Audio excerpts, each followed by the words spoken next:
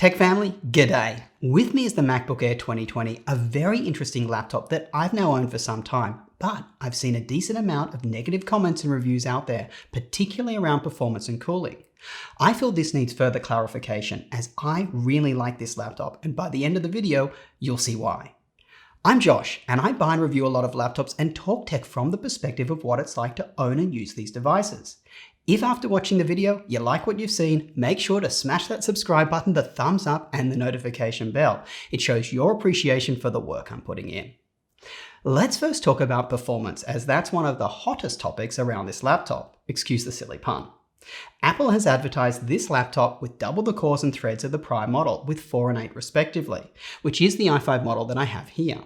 You may have seen reviews of this laptop stating that CPU temperatures are very high, frequently hitting 100 Celsius, resulting in the laptop dropping its performance so the CPU can cool down.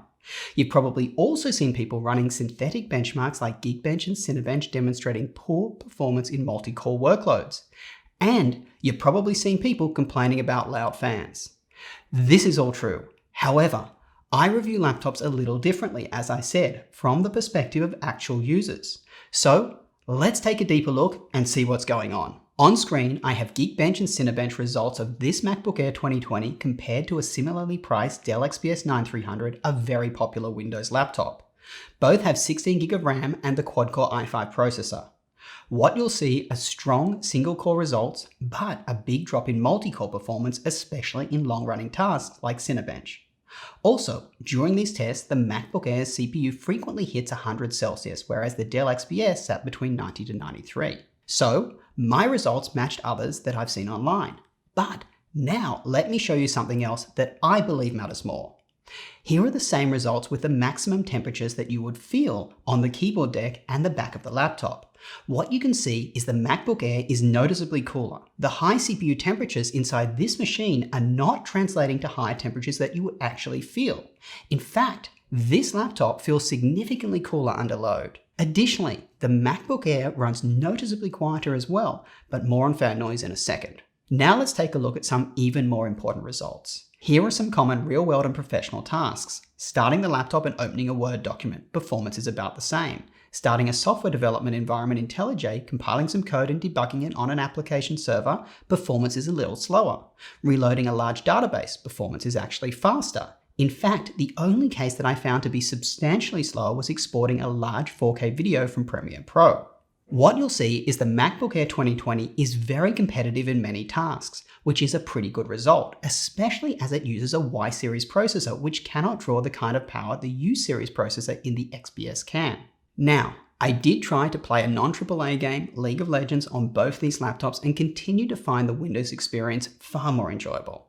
The MacBook Air can play some casual games, but I wouldn't recommend it for any sort of competitive play, as sudden drops in processing power to cool the CPU could cause you to be defeated at a key moment in the game. Let's talk about fan noise a bit more. Overall, I found this laptop to run close to silent most of the time and significantly quieter than the Dell XPS, which was great.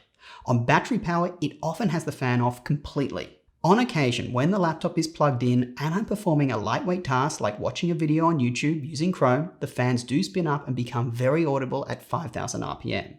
I found myself having to raise the volume of the video to drown out the fan noise.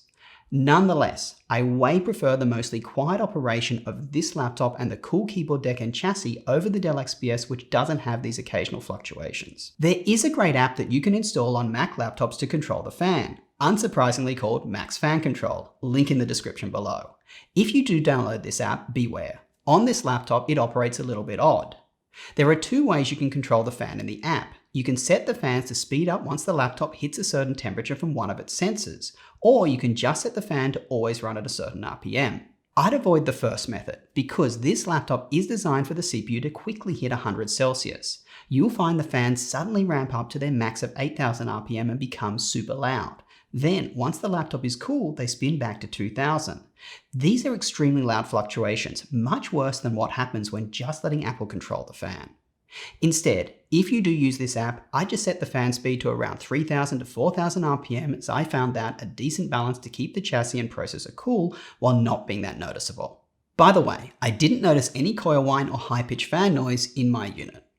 Alright, On to the rest of the laptop. The screen is much better than I thought it would be. I had read reviews stating brightness in the 300 nit range, which is not great.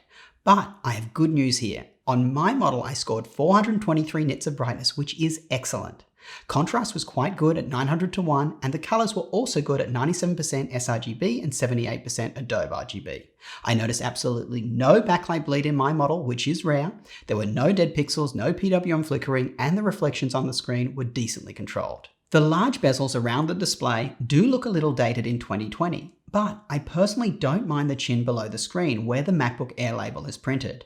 I feel it brings the screen up a bit and makes it easier to see. Normally, I don't like laptops with small 13-inch screens, as I feel I don't see enough information. But with a display of this quality, I was comfortably able to run at the more space setting to maximize the amount of information I'm seeing on it.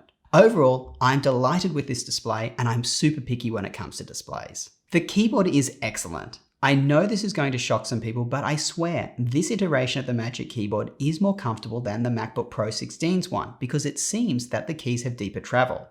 Layout is good, backlight is good, and it's nice to have the regular function key row, especially if you are a software dev, as you can make use of those extra physical keys. Be aware, for those of you working from home and logging into a Windows work environment using Citrix, you may find that common keyboard shortcuts that help you quickly move the cursor around in Office applications don't work as expected.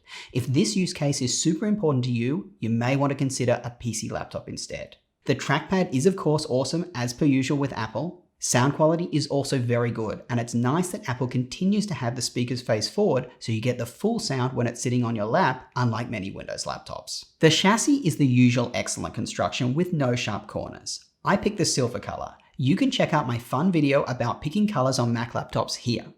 I also like that its weight is under 3 pounds, which I consider very portable, and you can open the display with one hand. There is a very satisfying click when you plug in a USB-C cable to one of the ports. However, I would prefer they placed a USB-C port on each side of the laptop so I don't have to run a cable across the back when I have the charger plugged into an outlet on the right side. And of course, I would have loved to have a USB-A port and SD card reader in this laptop. The webcam continues to be subpar. Apple, fix this, it's just ridiculous at this point. This is a test of the 2020 MacBook Air's webcam. It's about as good as you're going to get because I have pretty good lighting here. Battery life was good but not excellent. I didn't do extensive testing of it, but after typing this review on the laptop for an hour with max screen brightness, I had 4 hours and 30 minutes left. I'm certain if I turned down the brightness, I probably could squeeze out a day of light use. Lastly, the price is very competitive. For once, no complaints here.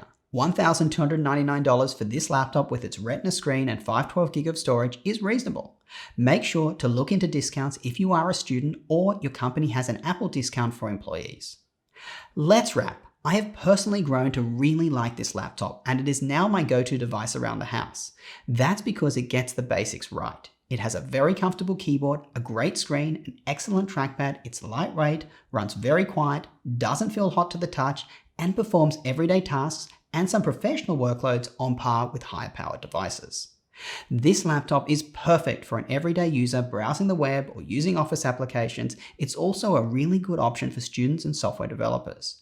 Obviously, the performance of the laptop you need as a software dev depends greatly on what software you are creating. But let me just say this, if you are a student learning to code, or if you are doing light to medium coding work, this laptop is great. This laptop is not marketed as a machine for professional use, so if you are a video editor or planning to do long-running intensive tasks, look elsewhere. I personally feel if Apple released this laptop back in 2016 instead of the awful butterfly touch bar equipped MacBook Pros, they would have killed it.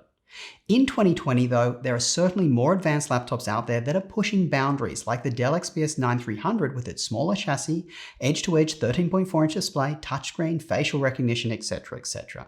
That being said, this laptop gets the basics right, it's very comfortable to use, and honestly, there isn't much I don't like about it. If I could improve a couple of things, I'd aim for a bigger screen with less bezels, better cooling and webcam, USB-C connection on either side, an SD card reader and a USB-A port, and at a minimum, a replaceable SSD. Hopefully, Apple addresses some of these items with their update to the MacBook Pro 13 for 2020. If you like this video, you know what to do. Smash that subscribe button, click the thumbs up and the notification bell. I certainly would appreciate it. If you have questions, join the Discord chat, Twitter, or leave them in the comments below. Till next time, I'll catch you later.